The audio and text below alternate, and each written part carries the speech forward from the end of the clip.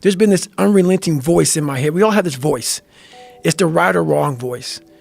And a lot of times that voice guides us into comfort. And my voice guided me into comfort a lot. But I have this other voice I heard my whole life saying, hey, motherfucker, what are you doing? No, man, we got to go over here.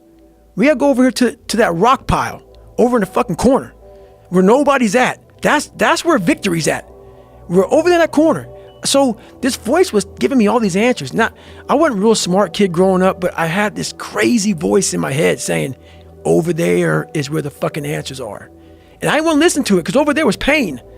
Over there was me looking in the mirror. Over there was me being accountable for all these things that went through my life. Even though people put them on me, it's now mine to own. And I didn't want to go over there by myself, but I had to. And this voice was guiding me there. It's God, whatever you want to call it. But that's what it was in me. Do you think that's just what when you separate yourself from your ego and what your insecurities and all you, like, if you were giving yourself advice, you would say that's what the thing is to do. So you couldn't lie to yourself because it's a voice in your head. That's exactly it. It's exactly it. Because it knew. It knew. I was a character. I was trying to find myself through a character. I was making different hairstyles and sagging my pants, and I was off. Man. I was a clown. I was a clown. And I was like, this is not where you're supposed to be in life, man. And it's ugly when you look in that dirty mirror and you're trying to do a new hairstyle to go to school. You know, I had a hairstyle one time where I shaved the top of my head.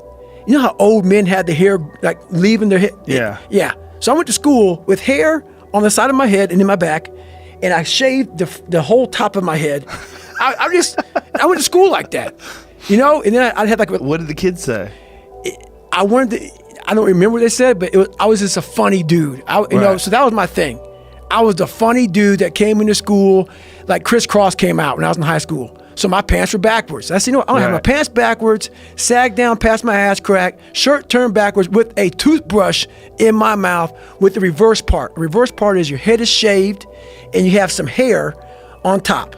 Just a little piece of hair versus like a part through hair. The part was on a bald head. So it was just, I would sit at home, instead of studying, I would think about what can I do to impress the motherfucker at school? Wow. And that became my life.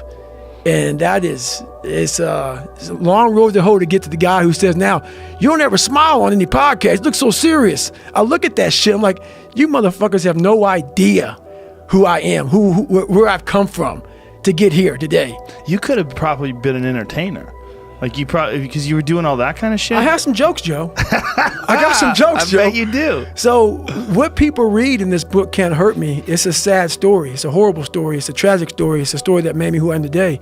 But you have to learn to laugh at yourself too. Once you go through that shit, so there's a lot of parts in there where there's a lot of me against a lot of white people, you know? And I have a routine that I won't do. So people who hire me to speak, I'm not going to do the routine. I often do it sometimes. Think about it. I was a 36 black guy to go through SEAL training. Okay.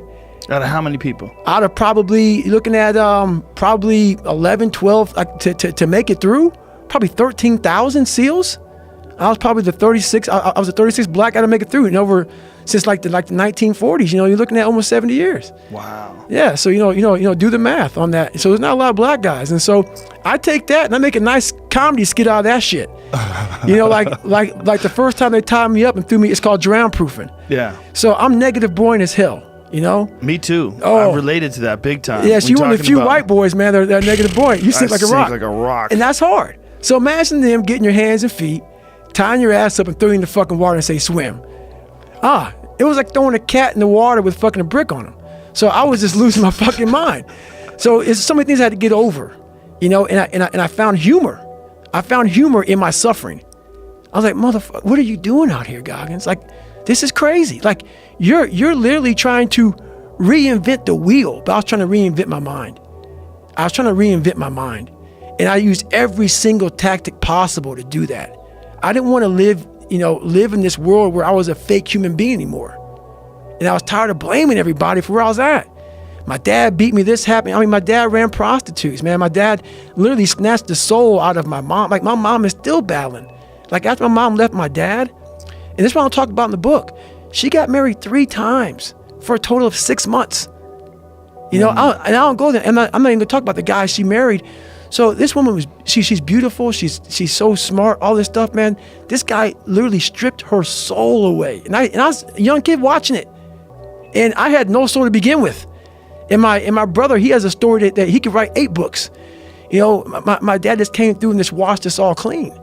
So to come out. Is he still around? He died about 4 years ago, 4 or 5 years ago. I'm not for sure. I didn't go to the funeral, but I forgave him. So I saw my dad through an 8-year-old's eyes. So we left when I was 8. And then at 22, I went back to see him through a grown man's eyes. And he was the same person I remembered. But I had to. You can't live with hate. You cannot move forward. As much as that guy tried to ruin all of our lives, that's where I came from. I had to figure out the origin of where I started from. So when I was going back through my life trying to fix who I am, the fucked up person I was, like, if your knee hurts, it's usually not your fucking knee that's hurting. There's something else, man. Like, it could be a tight quad. It could be the right leg if it's the left leg. You got to find out the origin of where all this shit began.